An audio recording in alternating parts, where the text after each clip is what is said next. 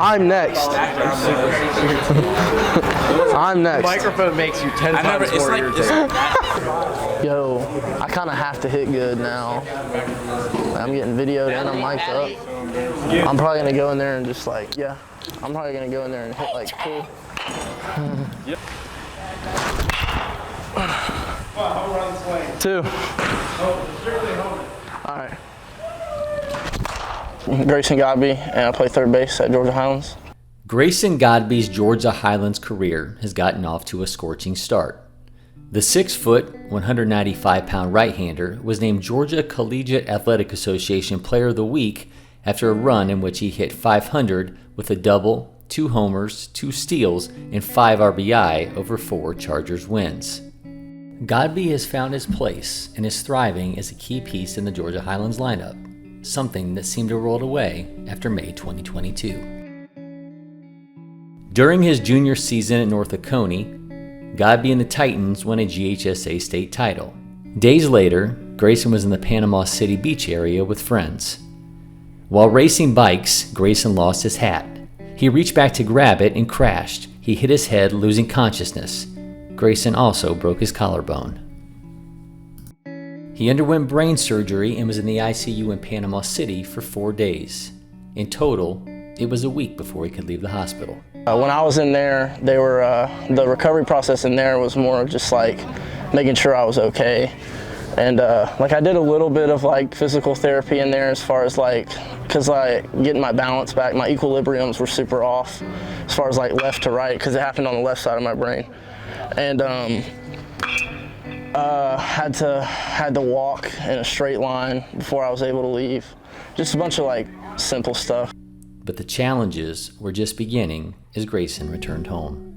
The recovery process got hard when I got back home because it was the most important summer of my travel ball career, and I wasn't able to play in it, and all my buddies were playing, and so it was tough. But I was physical therapy like 3 times a week, and it was literally all just like balance work. It's like, I mean, you can't really do much physical therapy for your head, but I was there doing physical therapy for my collarbone as well. I broke my collarbone during the accident, so I was doing like balance stuff and then like left shoulder work like the entire time I was there. As Grayson focused on his path back, he did sometimes wrestle with thoughts as to why it happened and whether he'd still be the same player when he did make it back.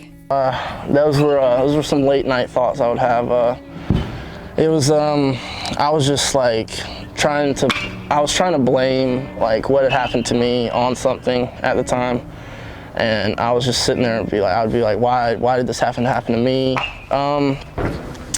I never really thought that baseball wasn't going to be a part of my life again, but I was just wondering if I was going to be able to get back to where I was before I got hurt. And what was it that helped Grayson most through those moments? His family. That summer, I mean, I was literally like bedridden, really. I mean, I couldn't do anything. And my family was a big part of it. My friends would literally just like, my friends back home would come and watch me play video games in my room because I just couldn't do anything. But I'd say a big part was my mom and dad and sister, for sure. Me and my dad got super close over that summer. We watched like the entire College World Series together, just like simple stuff like that. But I think that's, looking back on it, I think that's the biggest part of it. After a nearly 6-month recovery process, Godbee finally returned to baseball. The fight wasn't over though, physically or mentally. When I first got back into it, I was struggling like bad. My collarbone affected me a lot at first, like when I first got back into it. And it was tough. Like I would swing, I'd take like 15 swings and feel like I couldn't move my shoulder. And I was just like, oh my gosh, like this is terrible. And then I got into this thing where like when I first started seeing live pitching again, like if I saw a curveball like at all come near my head, I was just like totally bailing. So at first it was a grind to get back to like being normal and feeling comfortable in the box and stuff. His present was a struggle, and so too was securing his baseball future. I mean, I was in contact with a lot of other people before I got hurt, and then those contacts kind of just died off. And I was just asking tons of people questions like, what do I need to do to get here? What do I need to do to play with you, play for you? And everyone just kept telling me, like, you need more time, and that was just hard for me to hear in the moment because I was out of time. He started looking into the junior college route and had offers from schools in Florida, South Carolina, and Texas. Godbee had come in contact with then Chargers assistant coach Tucker Hughes, now Georgia Highlands softball coach, and an offer followed in the fall of 2022. Godbee went to a workout with the Chargers on a day that was head coach Dash O'Neill's first day back with the team after his son Jimmy had undergone heart surgery. It proved to be a meeting that let Godbee know that he may be in the right place after all.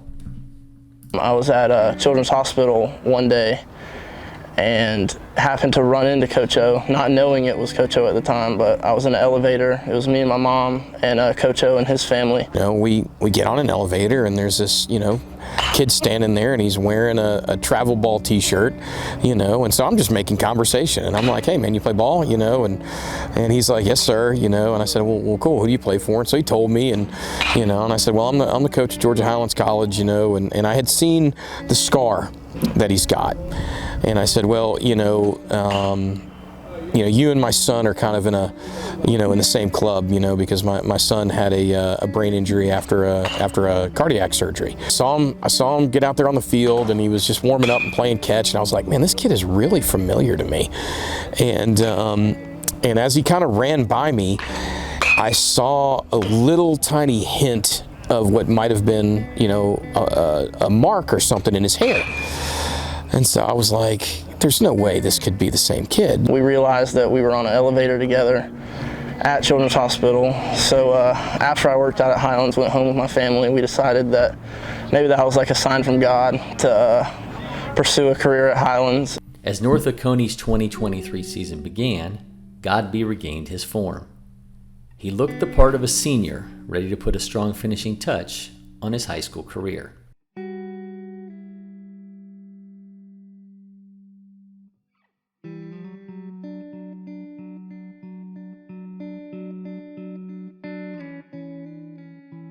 Godbee proved a key piece as the Titans went on to win a second consecutive state championship.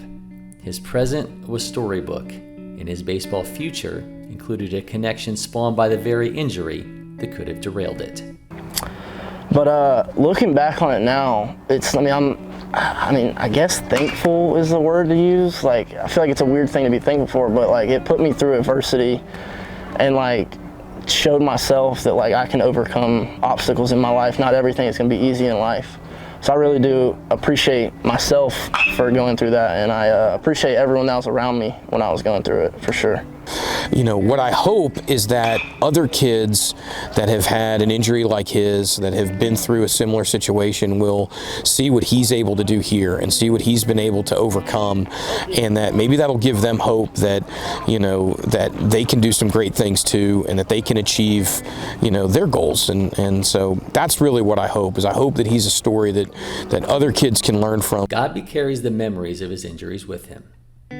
It's on the scar that stretches across the left side of his head, but it's also on the tattoos that adorn his left arm. They are reminders of both the test and the testament of his ability to overcome. The forearm tattoo is May 24th, 2022. That is the day that I had my brain surgery, and I got a second chance and a cross. I'm a huge believer in Jesus. And this one up here is also, I like to dedicate this one to my head as well. It says, "You do not realize now what you are doing, but later you'll understand." John 13:7.